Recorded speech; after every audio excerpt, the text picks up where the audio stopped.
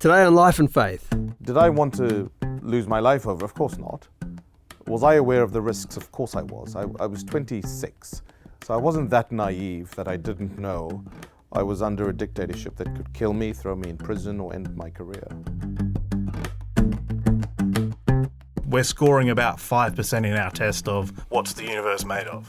The Bible describes the real world as we know it. It has the ring of truth. What kind of country is it that we live in when you can't tell a child why his father was killed because you didn't want him to grow up hating white people? Does the human race deserve to continue?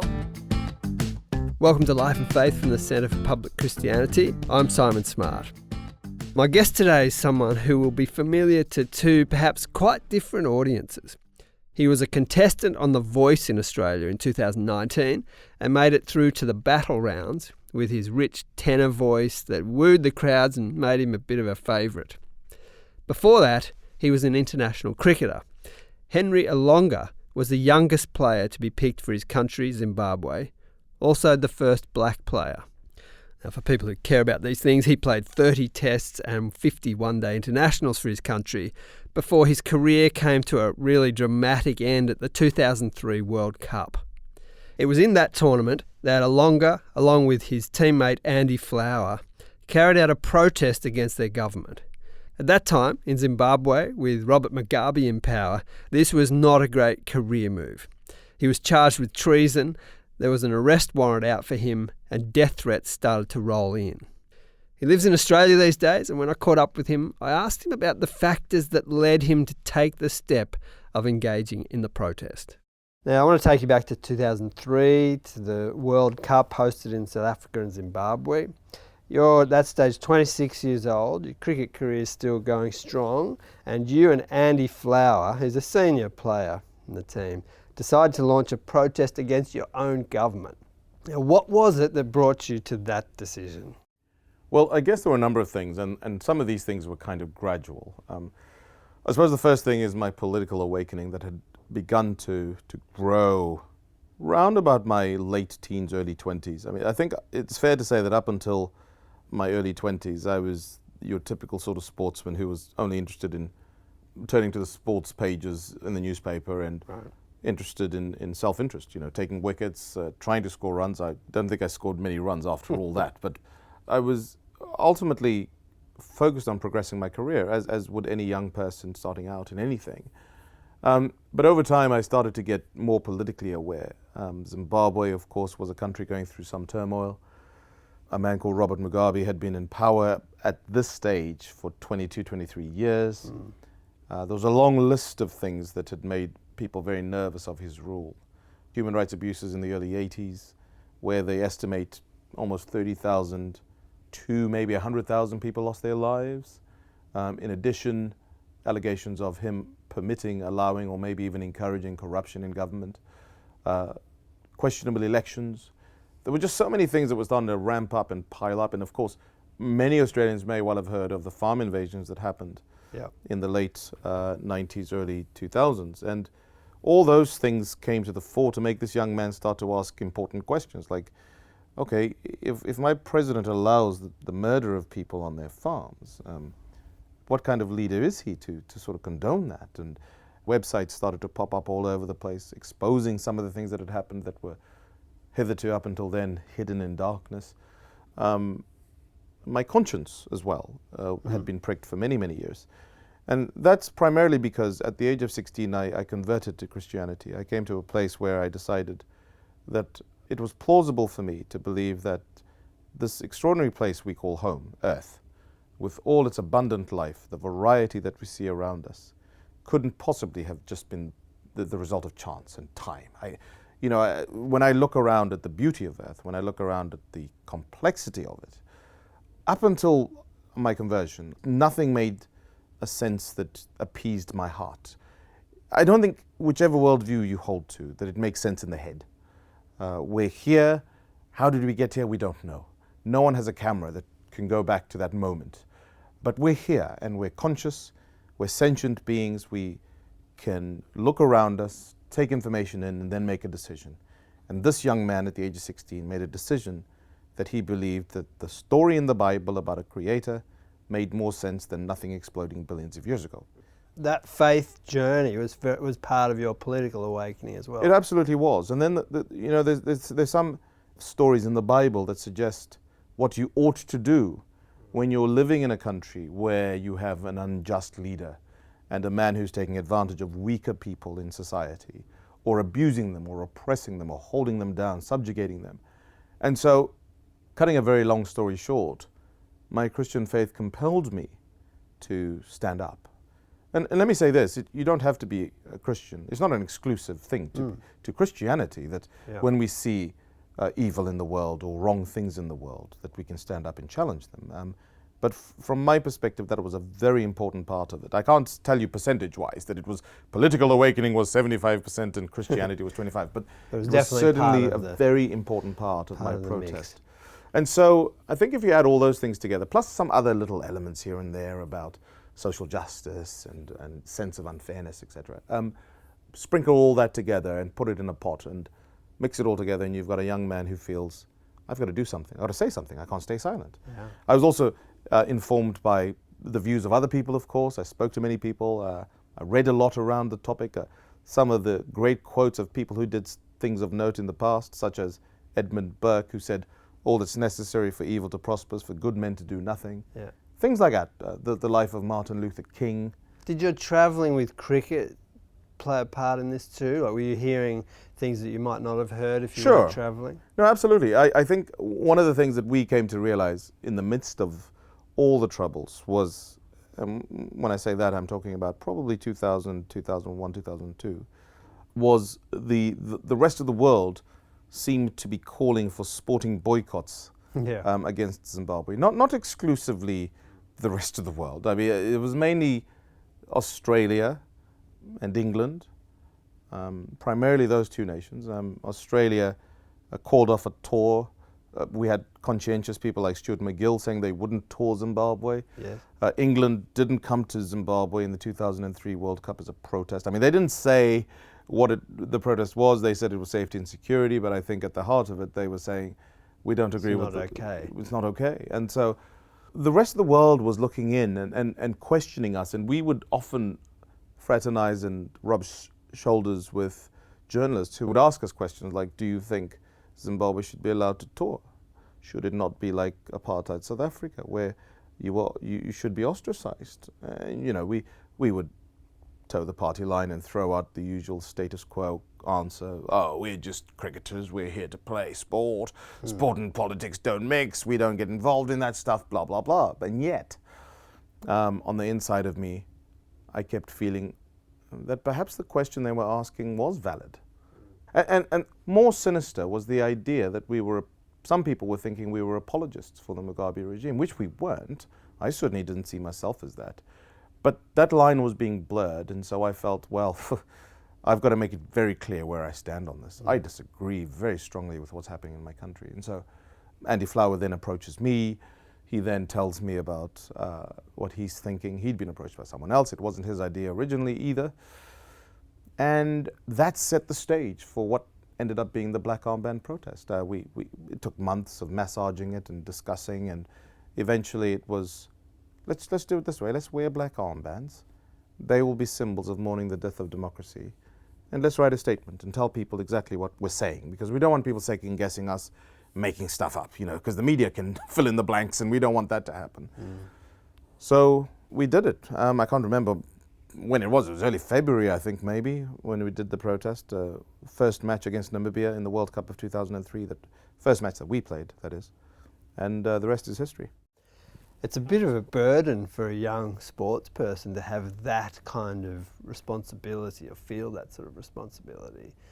And yet you felt it keenly enough to take the leap, and it put you in real danger, didn't it? It wasn't just risking your cricket career, although it did do that. It was a much bigger risk than that. Yes, that's right. I don't think this is unique to someone like myself. I think just about everyone can relate to how when you're in your late teens or early 20s, you feel somewhat invincible, somewhat able to take on any giant that you're given. And I think there was a combination of an empowering to be bold in that moment, going along with an aversion to risk, and also the righteousness of the cause. Now, I sometimes flippantly joke about the fact that prior to doing the protest, I was watching the movie Gladiator on a loop.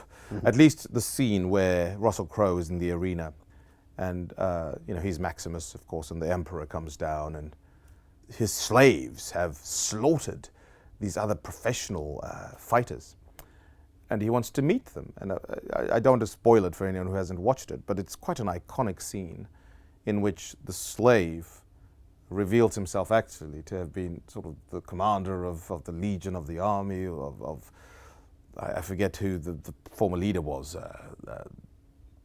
He said he was Maximus Decimus Meridius.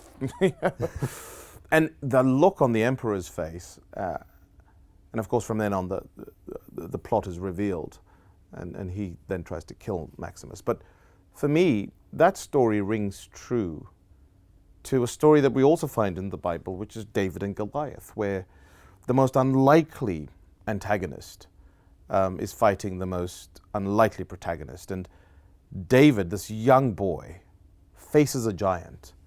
Parallel that with this young cricketer who has no power but his own voice, and a black armband and a piece of paper with a statement on it, facing up to a dictator who has money, wealth, the army, the police behind him.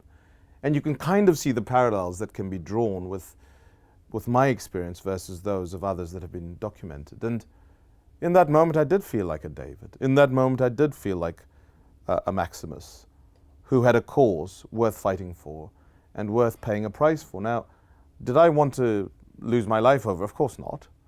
Was I aware of the risks? Of course I was. I was 26, so I wasn't that naive that I didn't know I was under a dictatorship that could kill me, throw me in prison, or end my career. I knew that I could pay the ultimate price. But once again, so strong was my conviction that we saw it through, even through the nervous moments. And the night before, there were nervous moments. The morning of the match, there were nervous moments. And we said to each other, myself and Eddie, if any of us wants to pull out, then we won't do it.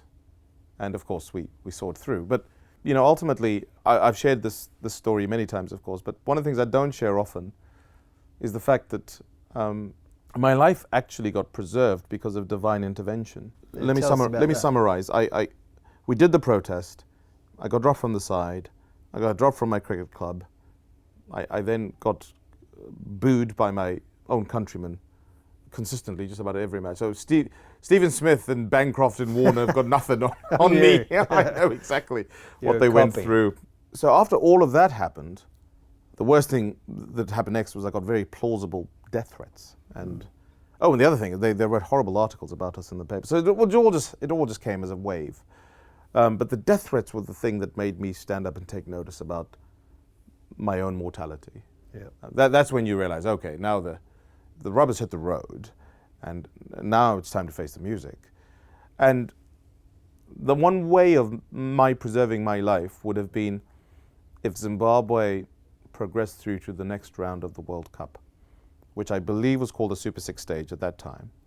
And the reason that would preserve my life is because those matches were being held in South Africa, because we played our early round matches in Zimbabwe, but like New Zealand played their matches there, and once they qualified, the rest of the matches were in Australia. And so similarly, our matches were going to be in South Africa. And so us progressing through to the next round was absolutely key to my preservation. And the night before this crunch match, we were playing Pakistan. If we won, we'd go through. If we got a draw, we'd go through. But a victory was unlikely. There was such a good team. They had Wazim Akram and Waka Yunus, etc. And the night before, I got on my knees and I just said a little prayer. I can't imagine it was very complicated. It was something like, God help.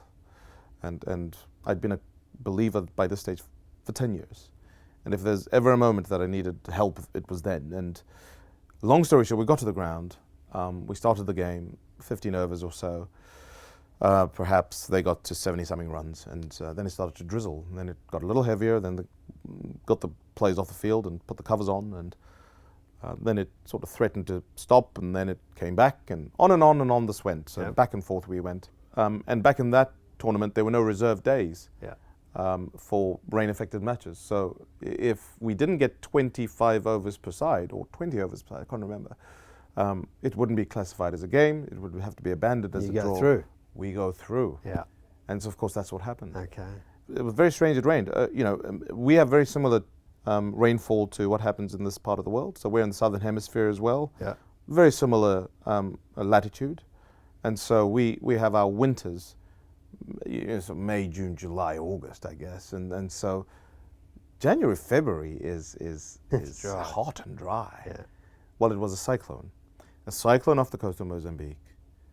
On the night I prayed, moved 800 kilometers inland, and it just managed to get enough rain on that match to rain it off. And look, I'm not here to quantify that was a miracle or that it was definitely divine intervention. I have no idea. But I know it saved my life. Yeah. And I know that I said a wee prayer, and it seemed like what needed to happen happened. And so that got me through to South Africa.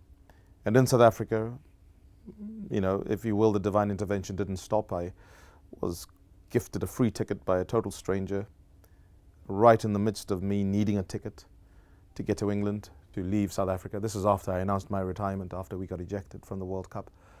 And then I was given accommodation, I was given work. There was so much favor on my life at that time. And then I went to England, started a new life. And by 2004, I was married to my wife, Tara, who was from Adelaide. We had been friends for about 8 years up until the time we got married. And it was onwards and upwards from there. We started a family and then decided to come home, at least for her anyway, in 2015. This is Life and Faith, and I'm speaking with Henry Olonga, singer, painter, photographer, and former Test cricketer who found himself driven to protest against the Robert Mugabe regime in Zimbabwe. Now, Olonga tells this story in all sorts of places these days, often in schools where he's a real hit. And he's always keen to tell the role his faith played in the stand that he took. Now, I travelled around Zimbabwe for about a month in 1995 when I was sort of backpacking around the world. And in those days, it was considered one of the best places to travel in Africa. There's good infrastructure and roads, and it was relatively safe. It's a really tragic story when you look at what went on there. So I asked Henry what happened to his country. Well, we got dictated, I suppose, Zimbabwe, we were blessed. We are blessed. I shouldn't say were. Great infrastructure in the sense that what Mugabe inherited in the 70s was fantastic. Great schools built by the British, roads, hospitals, education systems, etc. A great center of commerce as well. We had overseas financial institutions there. We had people like Old Mutual, there, and Standard Bank, and great farming, great tourism, great mining. So. Yeah. A lot of the things that Australia is blessed with, we too were blessed with. And what happened is, quite frankly, mismanagement, corruption, and greed, I guess.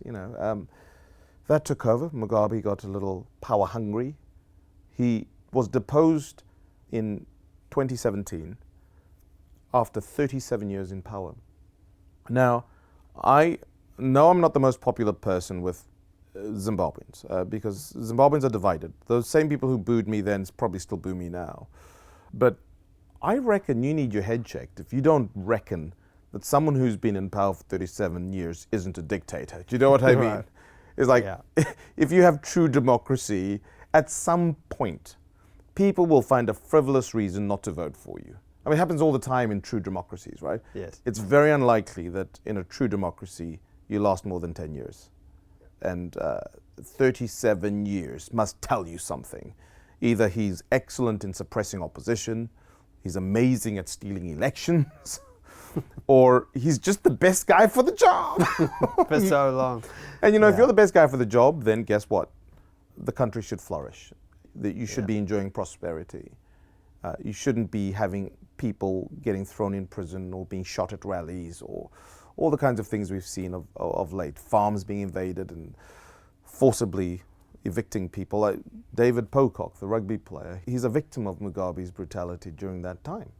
Australia's Gain, of course, amazing rugby player, right. But he is a victim of that era. If you were to ask me to summarize it, In the late 90s, Mugabe, for the first time, had a viable opposition standing up against him. And that was called the MDC, the Movement for Democratic Change. It was led by a man called Morgan Tsvangirai. Yeah. Some people may remember his name. And he became a man who could potentially have ousted Mugabe. And Mugabe just would not allow it. And so what we saw from then on, round about from 98 onwards, was Mugabe trying to not only destabilize that opposition party, but cling on to power by hook or by crook, irrespective of the consequence to the country. I wonder if you could comment on that in that moment as you're building up to the point where you're going to make this leap, which it is a big leap to make. To what extent did your faith really play a role in that, or speak to you, or at least give you a sort of perspective on what was about to happen? I think I was familiar with the idea of fairness, and I guess nowadays we call it social justice, or at least I was aware of what Mugabe was, and by that I mean the fact that he was a dictator, but he was also a bully. And I think these are concepts that most of us get, is someone who abuses their power, someone who's extremely wealthy or extremely politically connected, can suppress people. And my faith informs me that we need to challenge such people. If I could use a scripture reference, there's one in the book of Isaiah, which is in the Old Testament. And it says this, chapter 1, verse 17 says, "Contend for the widow and the orphan, rebuke the oppressor." And it's Old English, but rebuke means give him a telling off, tell him to stop it. Yes. And I think that was probably the underlying motivation for my faith allowing me to step into the black armband role, was the fact that Mugabe was powerful as a dictator and was subjugating people. And I had power of sorts, in the sense that I had a platform. Yeah. I had a platform from which to speak on behalf of my fellow man. And so I used it. And so there's more I could say about the spiritual motivation for me doing it. But I'll just say it was more a case of, hey, my fellow man is suffering, and I've got something to say here about that. Are you glad you did it? If I were to analyze it in the cold light of day, I wouldn't say I'm glad I did it, because it was consequential. There were things that happened that cost me. I lost my career. Believe it or not, I lost a fiancé through it. Oh. I won't go into detail, but that ended after the protest. Of course, I left Zimbabwe. I left everything I ever accrued in that country. Not that material things are the most important things, but even little things like green test cap and cricket balls and stumps that my cricket kit, my property, everything was left behind. Well, presumably friends as well, and family. Yes, many friends, however, left the country subsequently, and I moved abroad, and I catch up with some of them, and I've made new friends as well. But yes, there was great pain attached to doing it. I'm very careful to say that doesn't mean I regret it. I think if you give birth to a kid, it's painful. It's painful, but once that child is in the world and you end up loving that kid, you realize that the pain was worth it. So someone would say, well, a child is tangible and you can place a value on a child. How do you place a value on the black armband protest? Well, one of the greatest things that I learned about myself was, one, I can step out of myself and not live a selfish life. Up until then, all I cared about was wickets and runs, and I didn't get many of those. But I did sort of live a very insular life in which it was all about achievement and selfish interest. And to be able to step outside of myself and think of others was incredibly. It taught my soul something. For a guy who was just self-obsessed about taking wickets and scoring runs and trying to make a name for himself in the world, I'm glad I was able to put life in perspective and understand that taking wickets is important, but come on, when you've got a country that's burning, it's more important to stand up for people.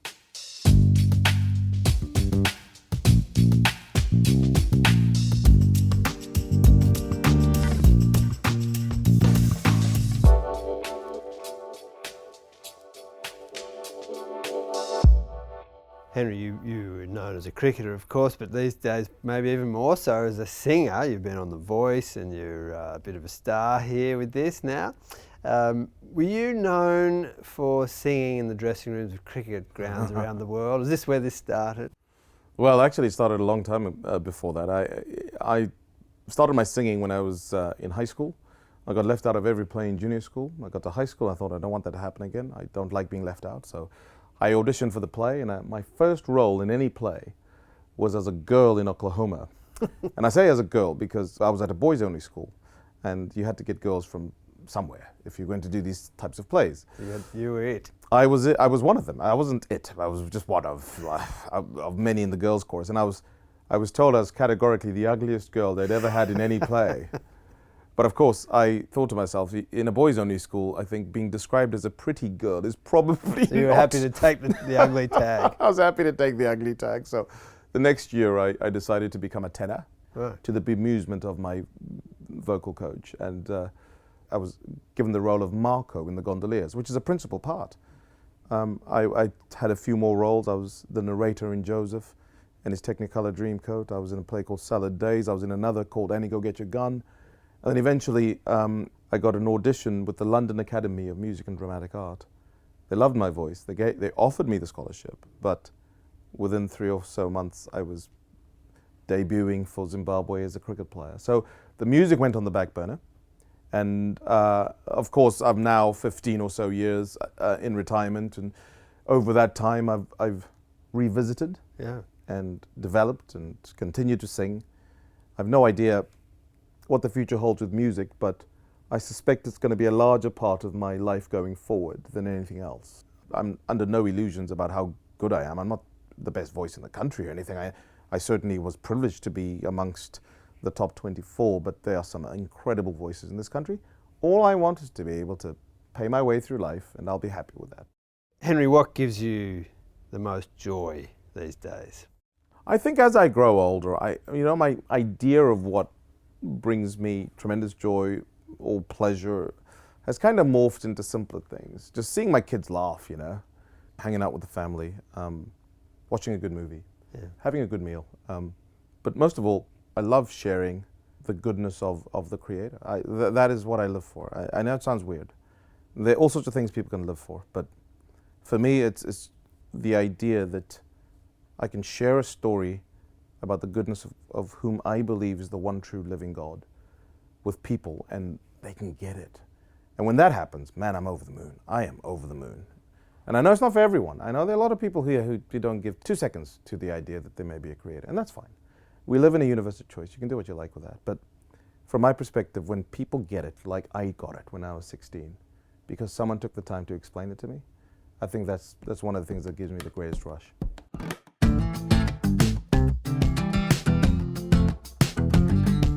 This has been Life and Faith with me, Simon Smart. It was great to have you with us. If you enjoyed this episode, let your friends know about it and tell them why they should listen.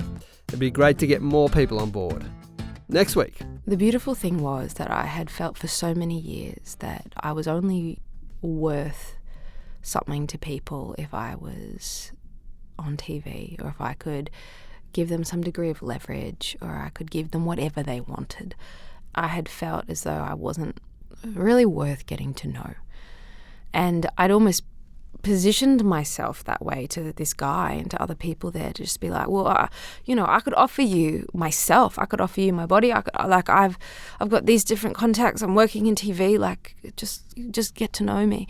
And what he did was he invited me to meals with his friends.